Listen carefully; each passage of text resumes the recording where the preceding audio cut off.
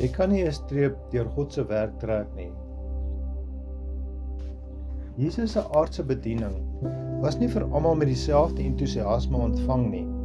Vir sommige was hy die Messias, die gestuurde een, en deur ander was hy beskou as 'n bedrieger en 'n leienaar.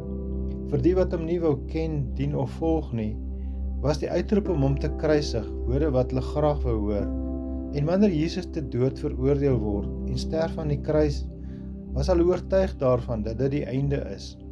Vir hulle storie was dit die ideale einde. Die leë graf was egter die getuienis wat 'n hele ander storielyn van God se genadewerk ingelei het. Die leë graf het egter nie van die begin af 'n storie ingelei wat getuig het van Jesus se volgelinge, wat van meet af met oorgawe en toewyding geglo en getuig het oor die gebeure wat plaasgevind het nie. Inteendeel, die evangelies vertel vir ons dat die vroue wat die graf besoek het, aanvanklik nie geweet het om daarvan te dink dat Jesus se liggaam nie meer in die graf is nie. Jesus se disippels het selfs nie vir Maria Magdalena geglo toe sy aan hulle vertel het dat sy hom gesien het nie.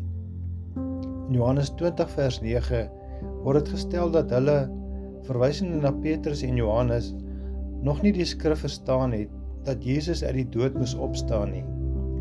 Die ongelowige Thomas oomblikke wat met tye so maklik vatplek in ons lewe kry, kan egter nie 'n streep trek deur die reddende werk van God nie.